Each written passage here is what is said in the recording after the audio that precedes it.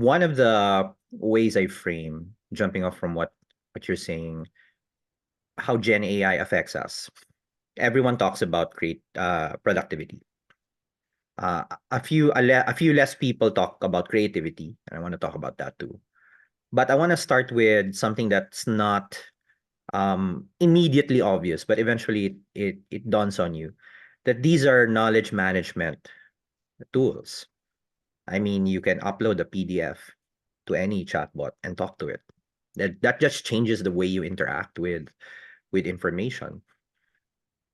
Now, where I want to go with that, it's a bit more abstract, is it's quite amazing just how well, for lack of a better term, this self-assembled information engine works.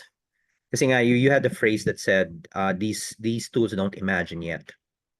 But on some fundamental level, that's all they do. They hallucinate. And it just so happens that maybe 9 out of 10 times they hallucinate according to our understanding of the world. Therefore, we agree. But then there'll be that 1 out of 10 or 1 out of 100 times where the hallucination is obviously completely, off the beaten path, and we say, oh, that's a lie or that's fake. So what I want to ask you is, as a student of learning, is how much of this do you think we have yet to fully understand? Kasi nga, like I'll give you a counterfactual so you can appreciate it better. Like we all seem to universally accept the internet now as a medium only because we think what's on the internet was created by humans. Wikipedia was written by humans. Social media was, for the most part, written by humans. But then when we're faced with a phenomena where in the same internet we see a completely machine generated piece of stuff, we suddenly say, nope, I'm not going to trust this. It was completely fabricated, or it doesn't have any real meaning. This machine just created a word salad that just appears intelligible. And to me, just going the opposite extreme, so what? So if it helps me understand an esoteric concept like, particle physics better, because this word salad appears to be written in a better form than, the best physics professor I've ever met, didn't I achieve the same goal? No, but you can argue both ways. Pero I want to hear from someone who studies learning. Does that come to play, in the learning design of the future? Okay. I will answer that, but I think what you just described is very similar to the photographer saying, I'm a purist, right? Photography should be the light and shade should be captured on film, not generated, right? So we already know how that story ended. I think we're carrying a bit of that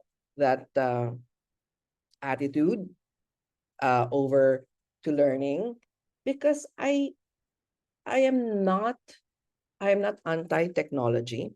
I think what humans are looking for are, how do I understand this? And that's the key word.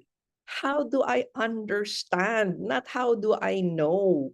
Knowledge is different from understanding. And I'll tell you a sidebar story which is related, because I'm a huge fan of Malcolm Gladwell. And because I really love the way he tells stories. And then I also am critical, so I look at the criticism of Malcolm Gladwell's work. And the criticism is usually from academics who say he's just ripping off ideas from academics and turning them into a story.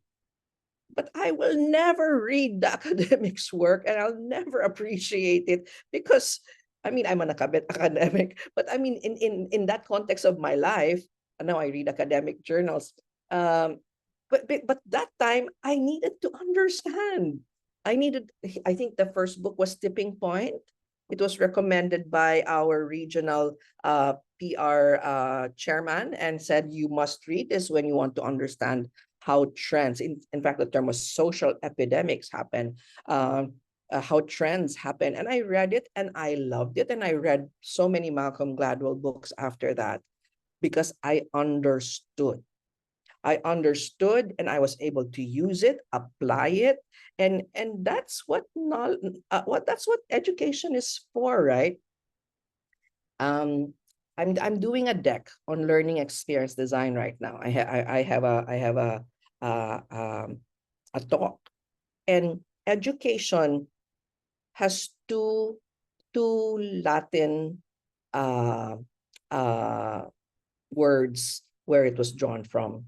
One is educare, which is to train and to mold, and the other one is educere, which is to draw from within.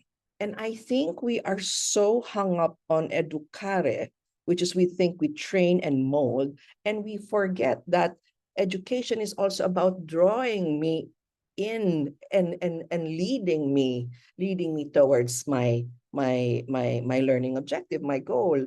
How funny, because you had to go back to etymology, Latin etymology, to find out why is it so messed up? Because we chose one, which is to train and to mold, as opposed to guide and to draw out. We have One recognizes we have it within us. We just need to be facilitated, guided, not taught by a sage on a stage, but to be guided, have a guide on the side and say, what do you think? Right? What have you thought about this? And I think that's, but also it's context, right? Industrial revolution, factory versus now trying to understand the world, um, in a way that suits you.